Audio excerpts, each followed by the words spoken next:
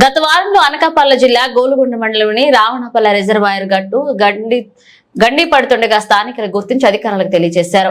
ఇక స్పందించిన అధికారులు సకాలంలో గండిని పొడ్చడంతో పెద్ద ప్రమాదమే తప్పింది.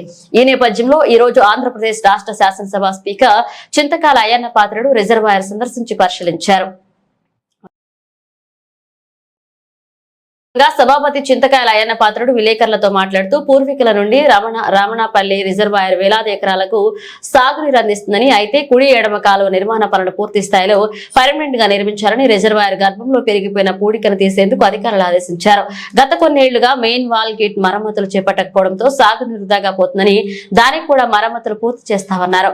ఈ కార్యక్రమంలో రామణపల్లి మాజీ సర్పంచ్ కొల్లి సత్యబాబు, నర్సీపట్నం ఆర్డీఓ జయరాం, ఇరిగేషన్ అధికారులు పాల్గొన్నారు.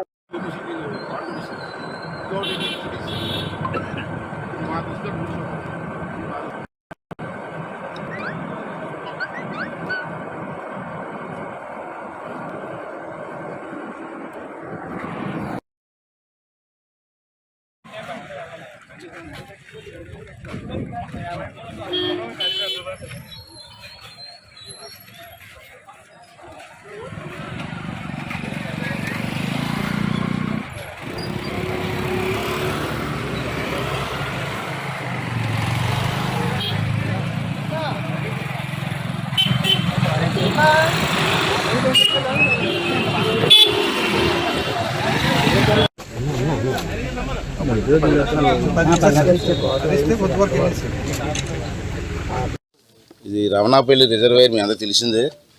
ఈ రిజర్వాయర్ ఎప్పుడో పూర్వీకుల దగ్గర నుంచి ఉంది, మా టైంలో కాదు.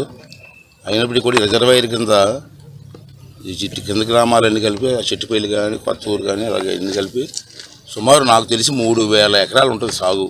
బలిగట్టు ఏరియా కానీ ఇన్ని కూడా ఇది చాలామందికి 3000 ఎకరాలు సాగు చేసే మంచి రిజర్వాయరు. పైనుంచి వాటర్ కూడా మనకు ఎక్కువ వస్తుంది కాబట్టి ఇప్పుడు కూడా ఈ రిజర్వాయర్ కింద భూములు బాగుంటూ ఉంటాయి. లాస్ట్ టైం నేను మంత్రిగా ఉన్నప్పుడు ఈ రిజర్వాయర్ లైనింగ్, కాలువ లైనింగ్ కూడా చేశాను. చాలా వరకు అంత పూర్తి 20% ఎంత ఉండిపోయి ఉంటుంది, మొత్తం పూర్తి చేసాం. అయితే మొన్న కురిసిన వర్షాలకి ఇప్పుడు చూసిన మధుని దగ్గర ఒక పెద్ద కన్నంలా పడి కుడికాలం అంటారు దీన్ని, ఇది మొత్తం ఫ్లో అయిపోయింది. ఇది అన్నీ మన వాళ్ళు చూసుకున్నారు కాబట్టి సరిపోయింది, లేకపోతే ఇక్కడ ఉన్న ఇళ్ళన్నీ పోతాయి.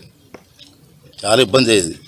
మళ్ళీ అంతా ఎలక్ట్ అయ్యారు, మట్టి పోసి మళ్ళీ కప్పని చేశారు. దీనికి ఇమీడియట్గా మొదన్ని మళ్ళీ మోడరేట్గా తయారు చేయాల్సిన అవసరం ఉంది. దానికి ఎంత అయితే అంత కలెక్టర్ గారికి ఇరిగేషన్ డీ గారు రాస్తారు. ఆల్రెడీ కలెక్టర్ గారి దృష్టికి వెళ్ళింది ఇది. అలా కాకుండా పర్మనెంట్గా ఏమన్నాను, టెంపరీ కాదు, టెంపరీ చేసి వదిలేస్తారు. అలా పర్మనెంట్గా ఏమన్నాను, నేను కలెక్టర్ గారితో మాట్లాడతాను.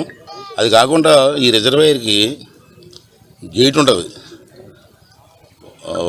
గేట్ మూసి ఉంటుంది. ఉడుపుల టైంలో గేట్ లిఫ్ట్ చేస్తూ ఉంటాం, మెయిన్ గేట్.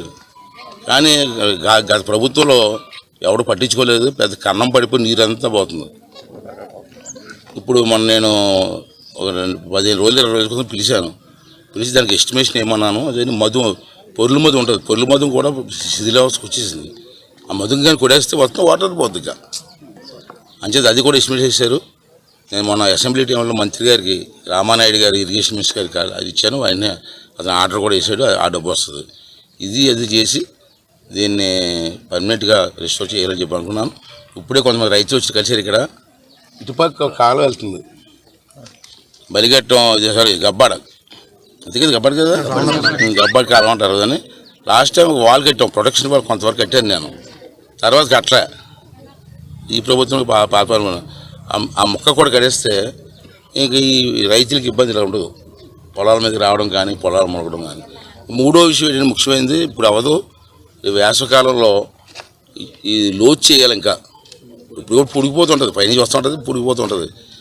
ప్రతి సంవత్సరం పుడుగు తీస్తుండాలి. లాస్ట్ టైం నేను మంత్రిగా ఉన్నప్పుడు ఎన్టీపీసీ వాళ్ళు నాకు తెలిసి ₹1 కోటి అంత ఇచ్చారు, 80 లక్షలు మళ్ళీ ఇచ్చారు. తర్వాత ₹1 ఇచ్చారు. మొత్తం ₹1,80,00,000 పొక్కులేని పెట్టి ఈ మట్టి అని తీసాం. మళ్ళీ అప్పటి నుంచి ఇప్పుడు వరకు 7-8 సంవత్సరాలు అయిపోద్దా, 8 సంవత్సరాల క్రితం తవ్వాం. మళ్ళీ ఆవిడ పట్టించుకుని నాదులు లేడు. అంటే మళ్ళీ వేసవిగా నీరు తగ్గిన తర్వాత, ఉడుపులు అయిపోయిన తర్వాత రైతులకు ఇబ్బంది లేకుండా వేసవకాలంలో మళ్ళీ ఎన్టీపీసీ వాళ్ళను లేకపోతే స్టీల్ ప్లాంట్ వాళ్ళను ఎవరినో డబ్బులు తీసుకొచ్చి మరి పూర్వంలాగా మట్టి తీయించి ఏర్పాటు కూడా నేను చేస్తాను.